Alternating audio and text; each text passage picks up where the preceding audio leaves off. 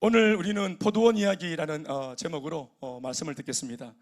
조금 이상한 제목 같지만 오늘 포도원에 대한 이야기를 김 목사가 전하지만 원래는 예수님이 직접 설교하셨던 예수님의 설교 제목이 포도원 이야기입니다. 예수님이 당시 사람들한테, 그것도 누구 특별히 예수를 추종하는 사람도 있지만 예수님에게 적대적인 사람들 앞에 무엇보다 그들이 들으라고 포도원 비유를 들어서 이야기를 들려주셨는데, 오늘 제가 그 이야기를 다시 재차 가지고 와서 풀어드리겠습니다. 오늘 본문은 예수님이 직접 들려주신 소위 포도원 이야기입니다. 포도원 주인은, 오늘 말씀을 읽어보면 주인이 있어요. 본 주인이 있습니다. 이 포도원 본 주인을 예수님이 소개하는데 어떻게 소개하냐면은 부지런하고 열정적이며 선하고 배려가 아주 깊은 사람으로 오늘 본문에 예수님이 포도원 주인을 소개합니다. 말씀 읽어보시겠습니다. 1절 말씀 한 목소리로 시작. 예수께서 비유로 그들에게 말씀하시되 한 사람이 포도원을 만들어 산울타리로 두르고 즙자는 틀을 만들고 망대를 지어서 농부들에게 새로 주고 타국에 갔더니. 아멘 합시다. 원래는 내가 새로 주겠다고 마음을 먹었으면은 그 농부들에게 이런 일들조차도 이제 하도록 일감을 줬어야 되는 겁니다. 애초부터 그냥 나대지에다가 일꾼들을 불러가지고 처음부터 땅을 개간할 때부터 이 모든 고되고 노동스러운 것들은 그들에게 다 시켜야 돼. 어차피 그들에게 똑같은 어떤 임금을 준다면은 또 이거 돈 주만큼 다 풀이 모여야 될 거 아니겠어요. 그런데 이 본문에 소개되는 포도원 주인은 고되고 힘들고 재빡센 기초적인 이 모든 거, 그러니까 나대지 밭이 아닌데 이 그냥 행기를 기경해가지고 밭으로 만드는, 아주 기름진 밭으로 만드는 이 고된 작업은 주인이 다 했어요. 그렇게 소개하고 있습니다. 그리고는 이 주인이 얼마나 선한지 본인이 전부를 준비하고 나서 이거를 자기 주변에 평상시 알고 있던 농부들에게 준 겁니다. 예수님은 이 포도원 주인을 이렇게 소개합니다. 자신이 직접 공을 들여 포도원을 만드는 수고를 할 정도로 열정이 있는가 하면 이 주인, 그 공들여 만든 포도원을 농부들에게 특별한 조건을 달지 않고 내줄 정도로 배려심도 매우 깊은 주인으로 소개합니다.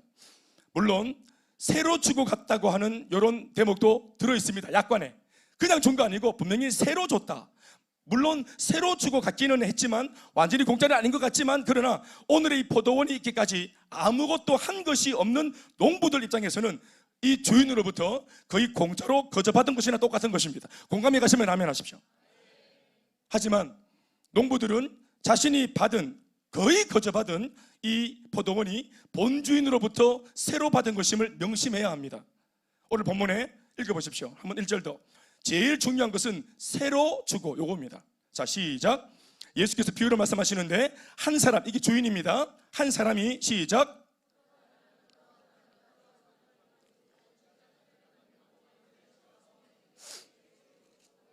농부들에게 뭐로 줬다? 새로 준 것입니다. 새로. 오늘 본문에서 직접 들려주신 이 포도원 비유 속 주인의 정체는 어렵게 접근할 것 없이 바로 하나님 아버지십니다. 포도원 주인 하나님 아버지십니다. 예수님께서 소개하고 계신 하나님은, 예수님의 소개를 들어보면 신실하시고 열정적이시고 선하시고 굉장히 좋으신 하나님 아버지라고 세상 앞에 예수님이 직접 들려주고 있는 대목입니다. 진실로 우리에게 아들을 주시고 그 아들을 믿게 하셔서 우리에게 영원한 생명을 주신 하나님 아버지는 예수님이 소개하신 바 그대로 틀림없이 이런 하나님 아버지인 줄로 우리는 믿어야 합니다. 따라합시다. 신실하시고, 다시 신실하시고 열정적이시고 선하시고 좋으신 하나님 아버지, 우리가 믿는 우리 아버지 하나님이십니다. 이후로 시간이 흘러 결실과 그리고 수확의 때가 이르자 주인은 농부들에게 그 풍성한 소출의 지극히 작은 얼마를 받아볼 생각으로 종을 농부들에게 보냅니다. 소문을 들었겠죠. 멀리 떠나 있었지만 이번에 농사가 잘 되었다더라, 그 상품 보도가 맺혔다더라, 그래서 막 대박이 났다더라 하는 일은, 그래서 농부들도 기뻐한다더라. 이 좋은 소식을 들었어요, 하나님께서. 그래서 야, 잘 됐다. 사실은 열매다움을 결정짓는 것은 열매 자체에 있는 것이 아니라 나무의 건강이죠.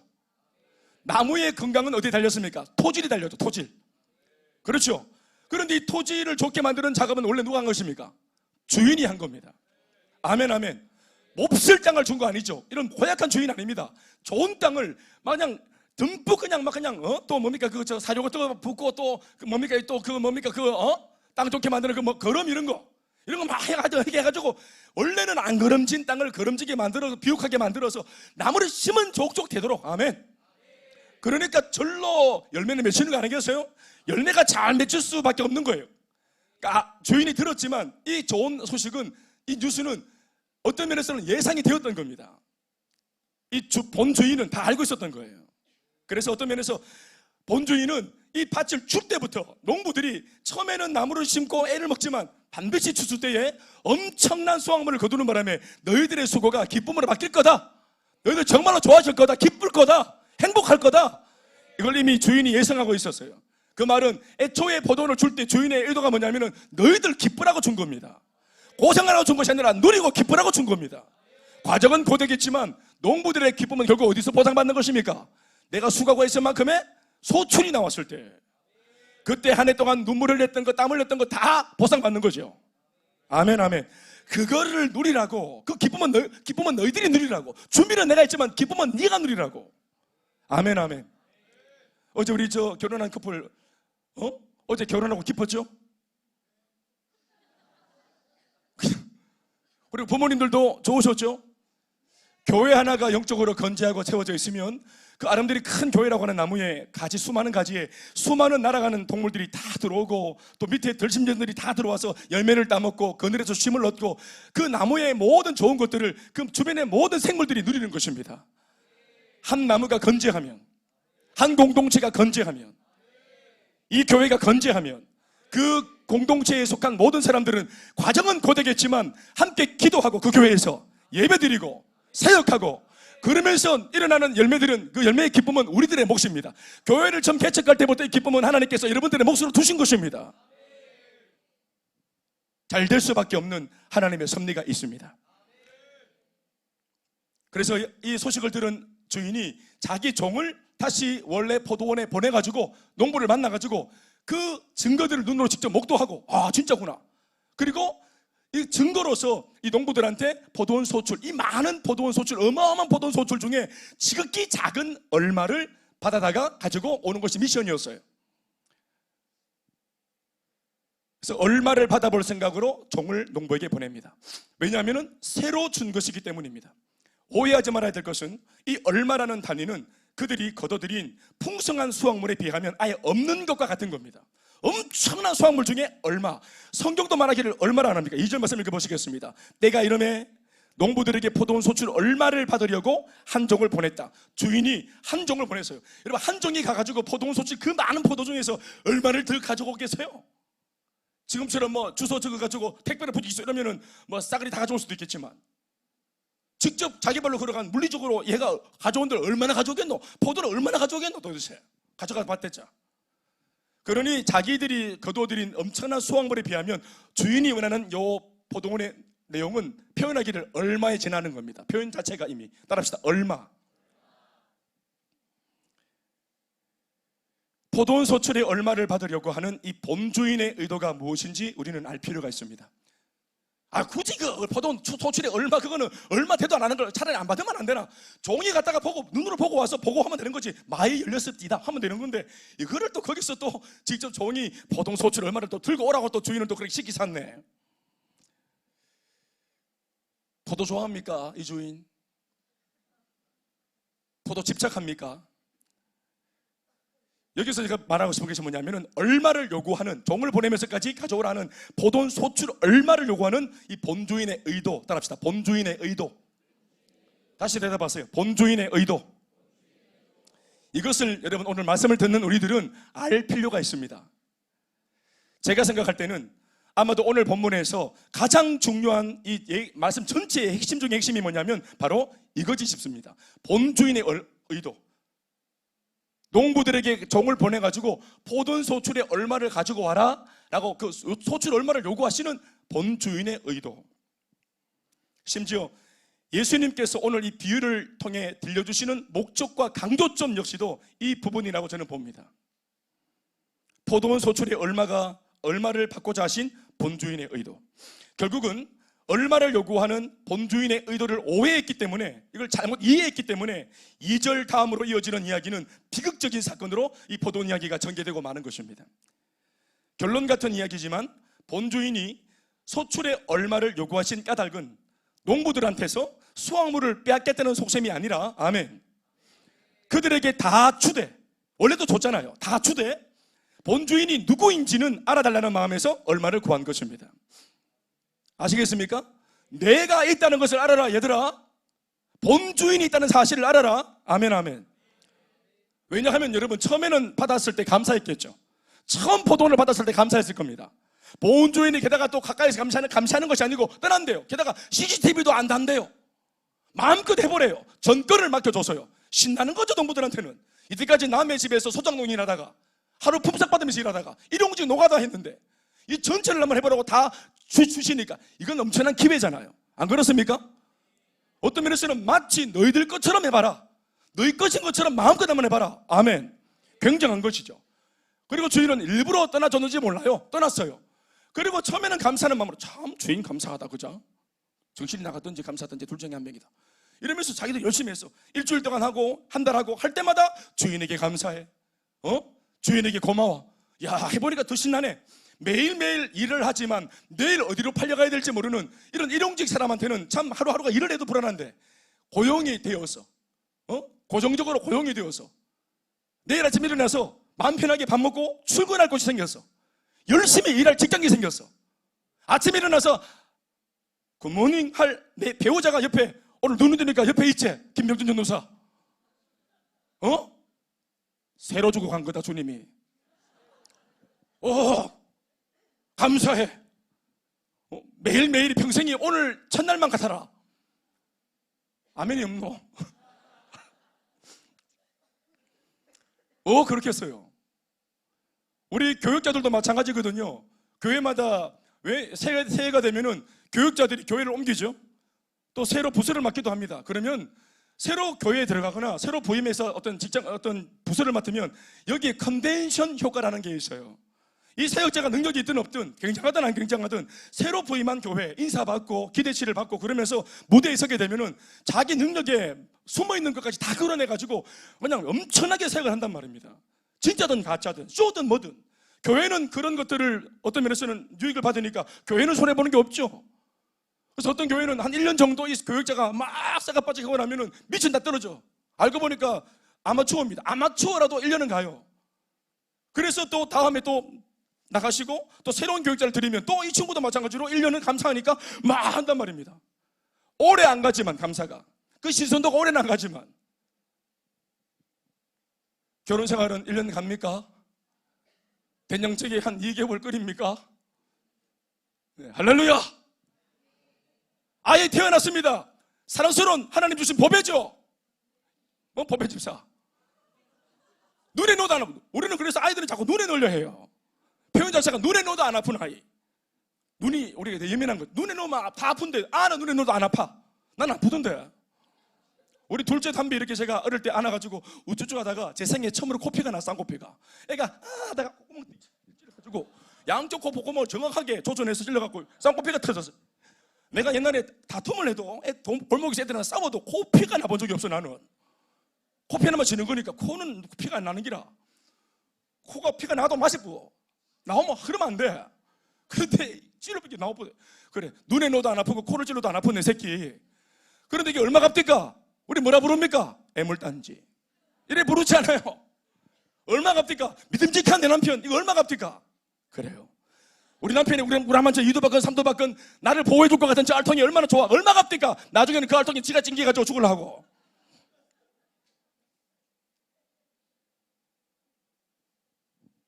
여러분, 그 모든 것들이 내게 아닙니다. 처음에는 감사하죠. 그런데 이 감사가 계속 못 갑니다. 그러니까 주인이 없다.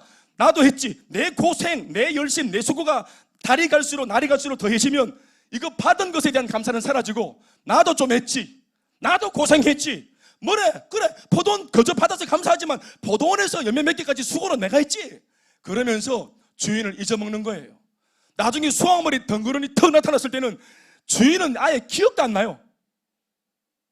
내 것이다, 이거. 내 수고의 부산물이다.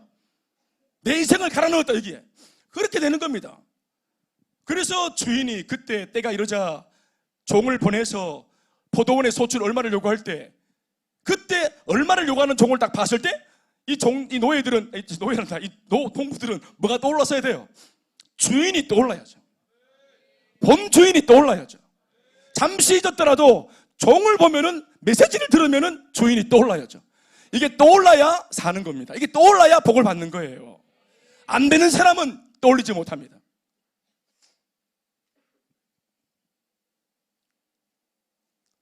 얼마를 요구하신 본주인이 이런 얼마를 요구하면서 원하는 것이 있었는데, 본주인이 원했던 것은 뭐냐면 농부들과의 관계입니다. 포도원 소출 얼마 아니에요. 포도 몇 송이 아니었습니다. 저도 가끔씩 성도들과 같이 식사할 때가 있습니다. 집사님 식사 한번 합시다. 제가 밥을 먹을 목적입니까? 물론 메뉴를 고민을 합니다. 이왕이면 뭘 먹을까? 그러나 밥을 먹는 것이 목적이 아니죠. 밥은 거들 뿐. 대화하자는 겁니다. 상담을 하자는 겁니다. 톡 까놓고 말을 좀 해보자는 겁니다. 밥을 쑤셔 넣으면서 입을 열 때 마음도 열리면서 배가 부르면서 포만가면서 다 나올 수 있으니까 이 식탁 교제를 통해서 속에 있는 얘기 좀 해보자는 겁니다. 아메리카노 마시면서 입을 좀 열어보, 카페인 힘을 빌려서 입을 좀 열어보자는 겁니다. 성령으로는 안 되니까.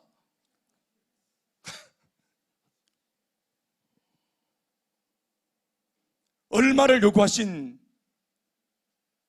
본주인의 의도가 있는 거예요. 보도가 아닙니다, 여러분. 코 묻은 네 속에 있는 그걸 뺏어가는 거, 그가 목적 아니에요. 농부들과의 관계입니다. 그 관계를 통해서 교제하고 싶다는 것이 바로 본주인의 본심입니다. 그리고 이 얼마의 소출을 주고받는 이 행위는 오히려 농부들에게도 유익합니다. 주인에게 줄 수 있다는 것이, 주인을 떠올리고 주인께 뭔가를 감사를 표현하면서 감사할 수 있는 대상이 있다는 것이 농부들에게 자신의 인생을 더 풍성하게 만들어주는 장치가 되는 것이에요. 감사의 마음을 담아 지난 시간 이렇게 열심히 일하며 사람답게 살 수 있도록 기회를 주셔서 감사하다는 마음을 이 얼마의 소출에 담아 표현할 수 있다는 것은 이 농부들의 삶을 더 윤택하게 만들어주는 좋은 장치가 되는 것입니다. 감사할 대상이 없다는 것만큼 불행한 게 없습니다. 그들의 시선이 오늘 찬양처럼 우리들의 시선이 주님을 보느냐, 나를 보느냐, 주님의 은혜를 보느냐, 내 수고를 보느냐. 그들의 시선이 본주인의 사랑과 배려를 향했다면 풍성한 수확물 앞에서 그들은 감사했을 것이지만, 그들의 시선이 내가 한 고생, 나도 했지, 내가 한 해 동안 치렀던 대가집을 나도 한몫했지 하는 그 자신의 수고에만, 고생에만 고정되면 자신 앞에 있는 수확물 앞에서 보상심리와 그리고 강력한 집착이 일어날 수밖에 없는 겁니다. 그래서 어디 내 것을 가져가려고 그래? 사랑하는 여러분, 본주인을 잊지 말아야 합니다. 이 포도원이 결코 내 것이 아님을 알아야 합니다. 아멘. 더불어 농부인 우리 자신들이 본래 누구였는지를 알아야 합니다. 하루하루가 박봉이고 내일의 삶이 불안하고 미래가 보장이 안 돼 있고 염려, 걱정, 의심에 불안에 초조해 살던 지난날에 우리의 예수 없는 삶을 떠올려 보십시오. 원래 우리가 누구였는지 돌아보십시오. 우리가 누구에게 감사한 사람이 되었다는 거, 그걸 보면서 과거에 내가 어떤 사람이었는지 보세요. 이전에 우리는 걱정거리였잖아요. 우리는 과거에 어떤 사람한테 불안거리였잖아요. 트러블 메이커였잖아요. 그러나 지금은 우리 모임에 당신이 꼭 있었으면 좋겠다, 당신이 있어야 다 한 거다, 이런 있어 마땅한 존재, 있어서 소중한 존재, 꼭 와야만 되는 존재, 왔으면 좋겠다는 존재, 고마운 존재, 감사한 존재, 당신 덕분에 우리가 이렇게 회복되었다고 말하는 이 감사와 박수를 받는 존재가 되도록 주님이 무상으로 우리에게 포도원을 주셨습니다. 물론 수고스럽죠. 셀 사역 수고스럽죠. 단기 선교사 사역 수고스럽죠. 그러나 여러분, 수고를 할 때마다 수고할 수 있는 기회를 주신 하나님 본주인을 떠올리십시오. 사역하고 있는, 손에 잡고 사역하는 사역이라는 포도원을 떠올리면서 이 포도원을 주신 주님을 떠올리십시오. 빌어먹을 직장이 아닙니다. 직장 주신 주님을 떠올리십시오. 나는 재수가 없고 운이 나빠서 일어날 것 같다. 대학 간판 때문에 감사하지 못하는 이 마음을 버리십시오. 그 대학이라는 포도원을 주신 하나님을 감사하십시오. 새벽도 마음을 열고, 제가 묵상하면서 성도들이 이 새해를 열 때 어떤 마음을 가졌으면 좋겠나고 주님께 물었습니다. 기도했습니다. 많은 말씀들이 떠올랐습니다. 제 머릿속에. 그 중에 두각을 드러낸 말씀이 오늘 이 말씀이었습니다. 얼마를 달라고 할 때 항상 하나님은 나한테 뭔가를 원하는 하나님, 교회를 통해서, 목사를 통해서 자꾸 나한테 뭘 자꾸 가져가는 하나님. 시간 내라, 일주일에 4번이나 오고 말이지, 헌금도 좀 해라, 섬겨라, 이러면서 계속 막 그렇게. 헌금봉도 종류가 많죠. 전략적으로 교회가 타이틀만 교묘하게 바꿔놓고 결국은 내 주머니 열도록 만드는, 정신을 똑바로 차려야 돼. 교회 나올 때 은혜 받고 함부로 마음 열면 지갑 들리거든. 정신을 똑바로 차려야 돼. 사랑하는 여러분, 금년을 열 때, 이 하루 한 해를 열어갈 때 3가지입니다. 본 주인을 기억하는 것. 포도원은 여러 가지로 해서 가능합니다. 포도원이라는 것은, 이건 우리가 이미 아는 바대로 깊이 있게 묵상할 것도 없어요. 액면가로 이미 해석이 가능해요. 내 인생이 포도원이죠. 내 인생이 포도원입니다. 주인이 거저주신 포도원 말입니다. 건강이 포도원입니다. 내가 있습니까? 주님이 주셨습니까? 가정도 포도원입니다. 내 가족들도 포도원입니다. 손에 붙들고 지금 열심히 달려가는 사명도, 사역도 포도원입니다. 내가 살아생전 가지고 있는 모든 것들이, 내게 갖춰져 있는 모든 것들이 주님 거저주신 포도원입니다.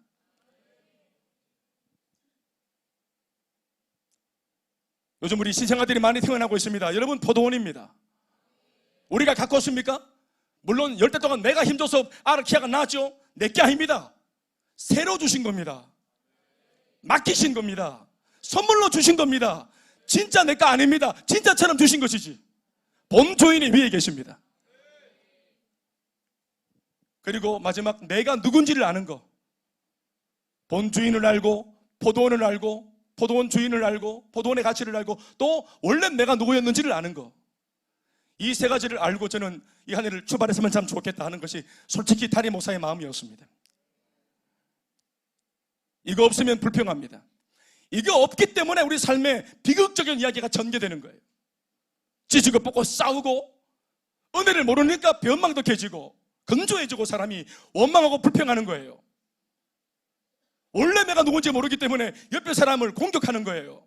우리 모두는 다 앞날이 불확실한 그런 사람 출신이잖아요.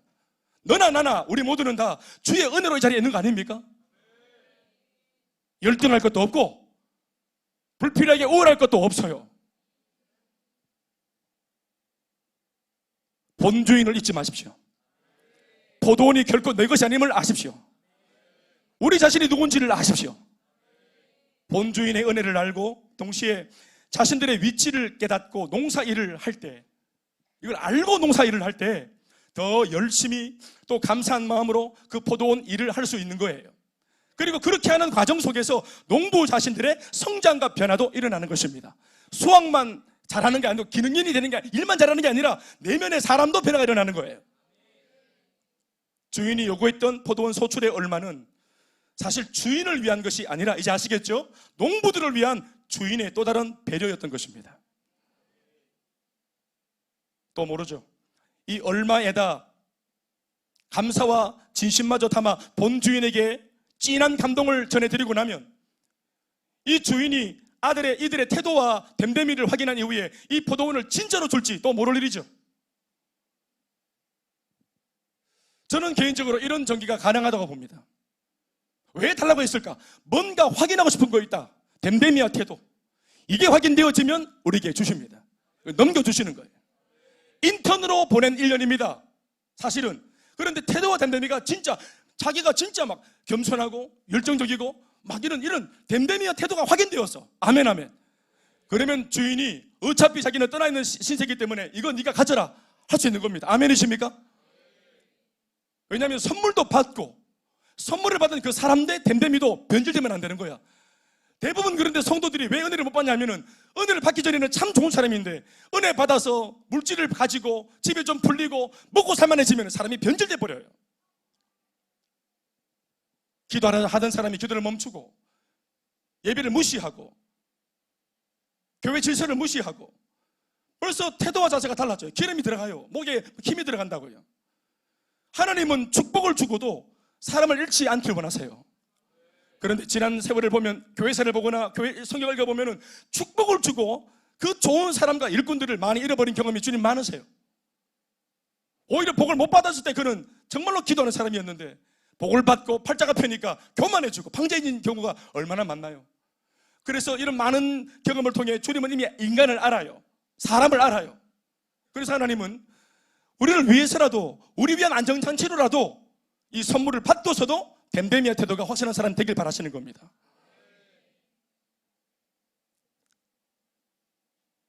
난 정말 생각합니다. 이 부분, 이 작은 것에 이 얼마라고 하는 테스트에서 통과하면 얼마를 주고 자기는 전부를 가집니다. 이게 하나님 나라의 법칙입니다. 우리 하나님께 얼마로 뭘 드렸어요? 믿음 드렸어요. 믿음. 주님 믿습니다. 영접기도, 믿음, 예수를 믿는 행위했어요. 믿었어요. 이게 얼마입니다. 포도소출 얼마예요? 우리가 하나님께 드린 것은 작은 믿음이에요. 얼마예요? 그런데 주님은 천국을 주셨어요. 생명을 주셨어요. 영원한 인생을 보장해 주셨어요. 예수 안에 자자손손 천대까지 복을 받는 은혜를 약속해 주셨어요. 보십시오. 제 말 맞죠? 우리가 얼마를 드렸더니 주님은 전부를 주시잖아요. 하나님의 애초에 말했던 신실하심, 이 본주인의 신실하심, 그분의 성품을 주목하십시오. 군주가 아닙니다. 약탈자가 아니에요. 우리를 위하시는 좋으신 하나님이십니다. 누가복음 10장 16절 말씀에 뭐라고 적었습니까?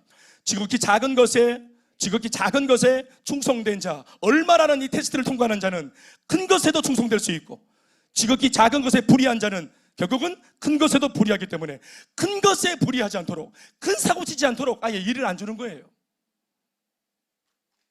작은 것을 무시하고 그 얼마를 무시하는 사람들, 허드렛 일들, 대수롭지 않게 보이는 일들, 스포트라이트를 받지 않는 일들, 이름 없이 빚도 없이 해야 될 일들, 쇠가 빠지고도 내가 했지 이런 명함 못 내미는 그런 일들, 그런 것에서 열정을 내는, 얼마에서 쇼부를 보는 성도가 되어야 하는 것입니다. 첫 번째로 이 얼마가 뭐냐? 11조가 그런 거죠. 열심히 일하고 번 물질을 놓고 전부 내 것처럼 여기지 말고 나에게 일할 수 있는 포도원을 주신 주님을 기억하고, 아멘. 또 일할 수 있는 건강 주심도 진심으로 감사하고, 아멘.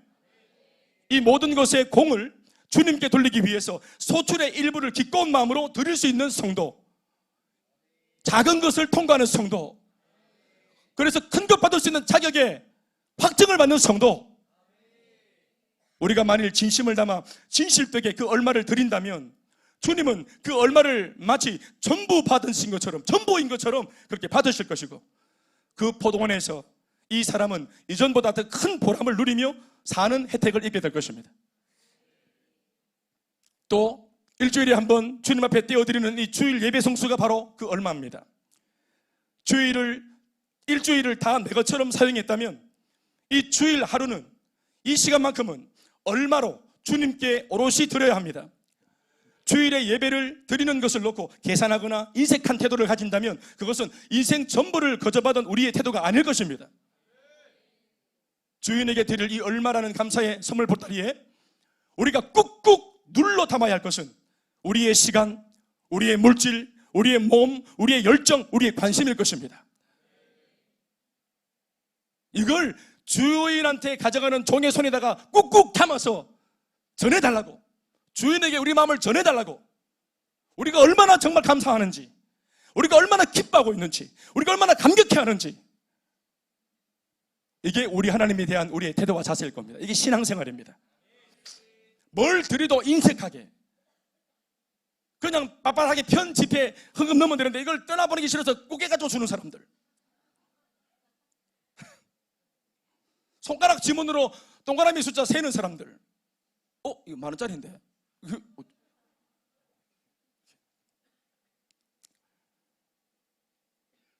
옛날 우리 남자 성도들하고 그런 얘기 한 적이 있어요. 그런 얘기 좀 잘 하면 안 되는데, 잊어버려야 되는데, 옛날 우리 술 먹고 깽판 쳤던 과거 얘기들, 남자들은 또 사고 친 얘기 막 자랑삼아 하잖아요. 훈장처럼 우리 막 빗기면서 이렇게, 이거 찢어진 거 봤지? 이거? 이런 걸 이거 이렇게 있지. 상수도 막 자랑하고. 남자들은 그런 거 있어요. 어둠의 흑역사를 자랑하는 이런 버릇이 있지요. 여자들은 예쁜 거 자랑하는데 남자들은 찢어진 거 이런 거 자랑합니다. 우리는 예쁜 거 싫어합니다. 우리는 터프한 거, 이런 거, 뭐 그린 거. 자기 몸에 못 그렸으면 뭐 자다가 이불에 그린 지도라도 자랑해야 돼. 하여튼 뭐 그러니까 그때는 막 째려가지고 가오가 있으니까 내가 끌게 이거 내가 끌 거야. 카드 그 사무라이처럼 착착착착착 이래가지고 막 한 달 뒤에 막 들어올 때는 막 그때 회개하고 또 눌리고 이렇게 그렇게 할지라도 가오가 있으니까 착착 내가 끌 거라고 그렇게 하죠. 정신이 없고 이성도 없어. 그런데 교회 와서 나중에 이제 변화돼가지고 헌금할 때는 정신이 또렷하게 돌아와가지고 일십백천만, 응? 예결산 보고 딱 받으면서 교회 예산이 왜 이래요? 이 돈은 왜 이렇게 집행됐어요? 이거 20원 내 빠져요? 20원? 네가 파먹은 술에 비하면 아무것도 아니다.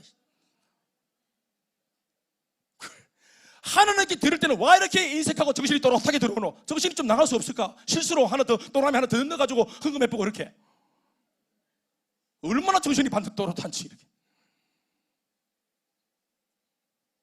그때는 막 정신이 돌아오고 논리적이고 이성적이고 분석하고 따지고 자기에게는 한없이 관대하고 하나님께는 한없이 인색한 사람들, 엄격한 사람들. 우리는 하나님께 한량없는 은혜를 받고서도 전부를 받고서도 이 얼마를 못 내어서 이렇게 이런 사람이 되는 것이 이거 참 비참한 거잖아요. 이것 때문에 이런 사람 되지 않도록 하려고 은혜를 끼치고 아멘 양육을 받고 훈련을 받으면서 하나님 말씀으로 우리의 가치관이 달라지는 거 아니겠어요? 그러니까 옛날에는 악착같이 돈 벌기 위해서 드렸던 시간을 내어서 아예 예배를 드려보잖아. 우리 김은희 주사님 샷담을 주일날 닫는 거 이게 성령의 능력으로 닫는 겁니다. 이게 주일날 샷담을 닫는 게 이게 정말 성령의 능력 지금으로 못 닫아요. 열어놓으면 돈이 들어오는데 이걸 성령의 능력 나사는 예심으로 다들 지어 닫는 거예요. 못 닫는다 이거. 인색해요.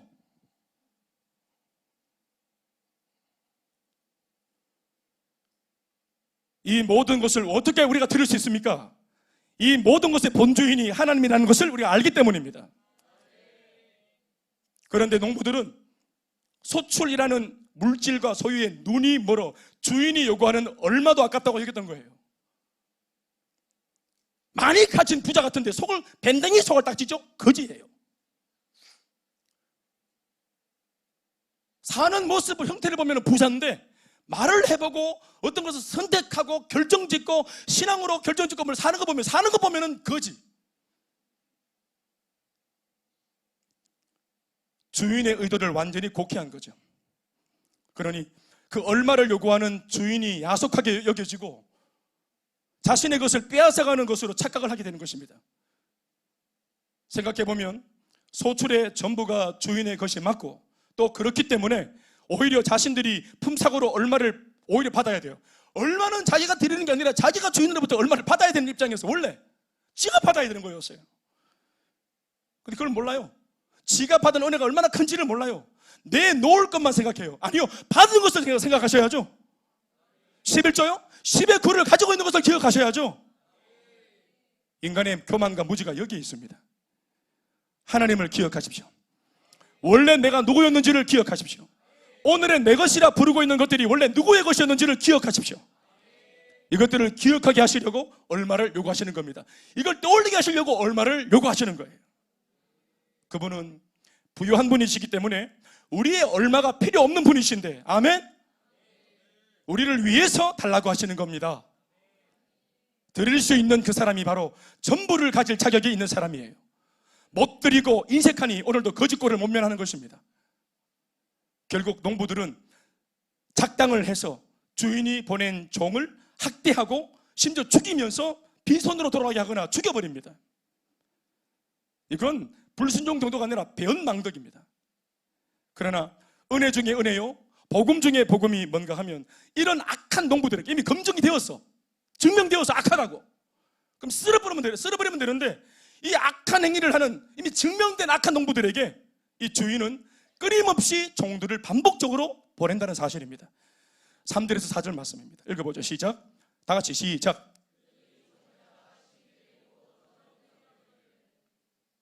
4절. 5절.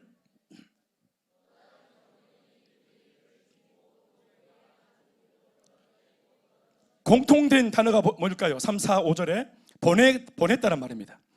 그들이 종을 잡으심이 때렸는데도 불구하고 그저 그렇게 또다시 보냅니다. 다시 다른 종들을 또 보냅니다. 그리고 5절 말씀에 또 다른 종을 또 보냅니다. 심지어 또 다른 그 외 많은 종들을 계속 보냅니다. 몇 차례인지 세다 나중에 못 셀 정도로 끊임없이 이 주인은 죽거나 실종된 종들이 있는데도 계속 다음 종들을 보냅니다. 이게 은혜입니다. 주인의 반복되는 이 은혜로운 처사가 우리한테는 은혜입니다. 사랑하는 여러분, 주인이 보냈던 그 종들이 누구를 말하는 걸까요? 뭘 말하는 걸까요? 바로 구약의 수많은 선지자들을 말하는 것입니다. 즉 선지자들을 통해 들려주신 본주인이신 하나님의 말씀입니다.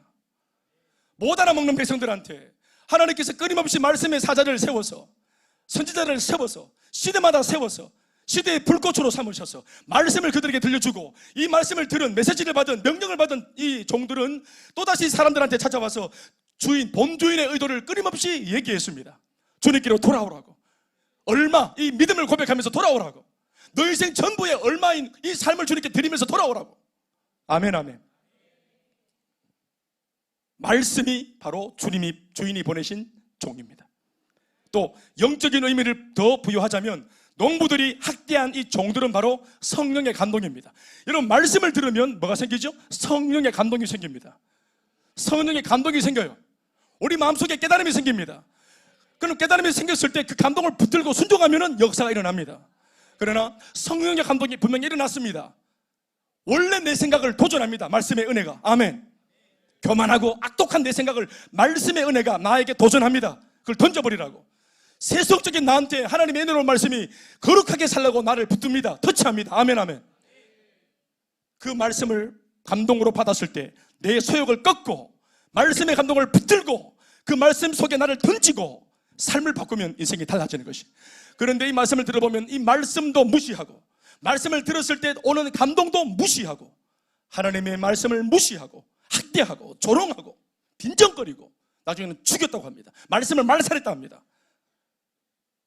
아직까지 오늘 말씀을 듣고 있는데도 여러분 속에 말씀을 들을 때, 아멘, 아멘, 이게 주님이 여러분한테 보내시는 종입니다.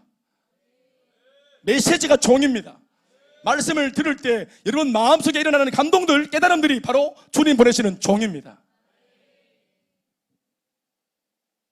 죽여오셨죠. 우리 지금까지 많이 학대했죠. 죽여왔죠. 짓밟았죠. 무시했죠. 사체유기했죠. 끌어묻었죠.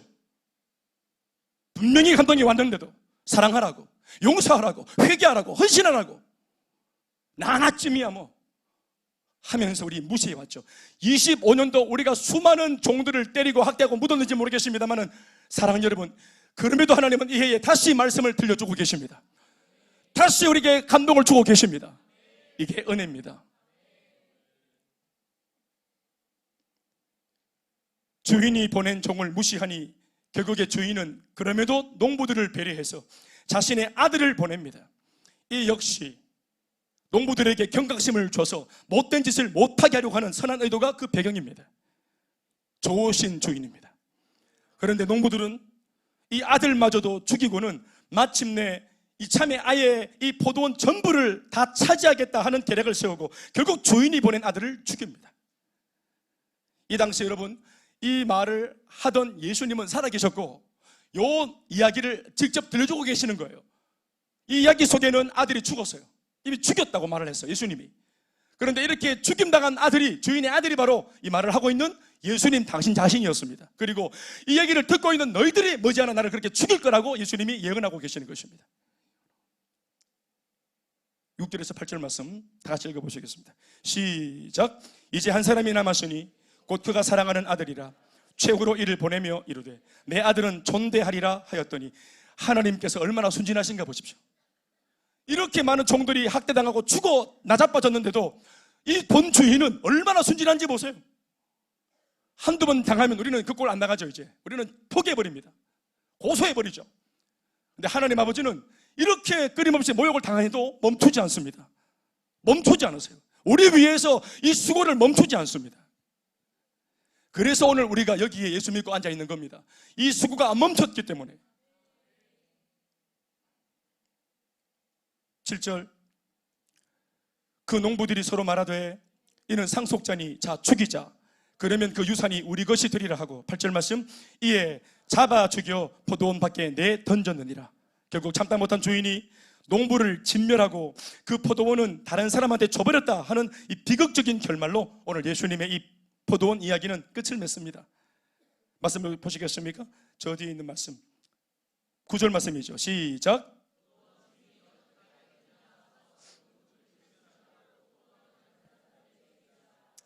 이것이 비극적인 인생입니다. 예수님의 이야기는 여기서부터는 예언입니다. 이제 앞으로의 예언입니다. 너희들이 나를 죽일 건데, 그런 일을 내가 예고할 텐데, 만약 그 일이 일어나고 그러고도 끝끝내 이 아들, 주인이 보낸 아들을 믿지 않고 회개하지 않는다면 반드시 본 주인은 심판을 할 거다. 왜? 이 세상 살아가면서 우리가 가진 모든 것들이 애초에 뭐라 했습니까? 제가 본문에 뭐라고 적시해 놨습니까? 새로 받은 겁니다. 우리가 다 새로 받은 거예요. 본 주인은 반드시 이걸 정산합니다. 우리 인생 말미에. 사실 예수님이 들려주신 이 포도원 이야기는 당시 이 말씀을 듣고 있던 유대인들이 아예 모르는 이야기가 아니었어요. 포도원 그러면 다 압니다. 그러니까 모두가 잘 아는 모티브로 예수님 말씀을 꺼낸 거예요. 이는 선지자 이사야 시대로부터 줄곧 그들에게 들려져 오던 하나님의 대표적인 말씀 중에 하나였습니다. 이사야 5장 1절에서 7절 말씀이 그것입니다. 한번 띄워주시겠습니까? 읽어보시겠습니다. 시작. 나는 내가 사랑하는 자를 위하여 노래하되 내가 사랑하는 자의 포도원을 노래하리라. 내가 사랑하는 자의 포도원이 있으며 심히 기름진 산내로다. 땅을 파서 돌을 제하고 극상품 포도나무를 심었도다. 그 중에 망대를 세웠고 또 그 안에 술틀을 팠도다. 좋은 포도 맺기를 바랐더니 들포도를 맺었도다. 예루살렘 주민과 유다 사람들이 구하노니 이제 나와 내 포도원 사이에서 사리를 판단하라. 내가 내 포도원을 위하여 행한 것 외에 무엇을 더할 것이 있으랴. 내가 좋은 포도 맺기를 기다렸거늘. 내가 다 주고 한 가지 좋은 열매 맺기를 그렇게 바란 것밖에 없었는데 들포도를 맺으면 어찌 됨인고. 5절, 이제 내가 내 포도원에 어떻게 행할지를 너희에게 일르리라.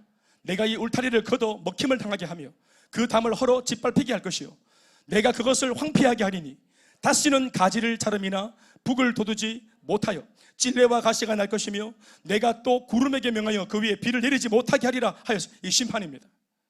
열매 맺지 못하는 포도원, 쓸데없는 포도원, 몹쓰게 된 포도원. 사랑하는 여러분, 이제 이미 이사야 시대에 이 비유는 이 비유 자체를 풀어서 이 예언을 풀어서 이게 무슨 뜻인지도 상세하게 자세하게 설명해 줍니다. 7절 말씀이 이것입니다. 시작. 무릇 만군의 여호와의 포도원은 이스라엘 족속을 말하는 것이다. 예수 믿는 사람을 말하는 겁니다. 또 그가 기뻐하는 포도나무는 유다 사람이라. 그 중에서도 택한 사람들. 또 그들에게 발했던 열매가 뭐냐? 바로 정입니다. 그런데 그들은 포악을 내었어요. 또 그들에게 주님 말하셨던 열매가 뭐냐? 정의고 공의였습니다. 그런데 그들은 악을 행하고 남들을 울부짖게 만드는 일을 했던 악행이었습니다. 좋은 것을 심어 거둬두신 주인이 정의를 구할 자격이 없습니까? 공의를 구할 자격이 없습니까? 그렇게 많은 은혜를 받았으면 어제 우리 주례사처럼 주님이 주신 사랑 때문에 내 배우자를 만나서 결혼해서 함께 사랑의 결실을 맺었다면 결혼하고 난 뒤에도 또 사랑 타령할 겁니까?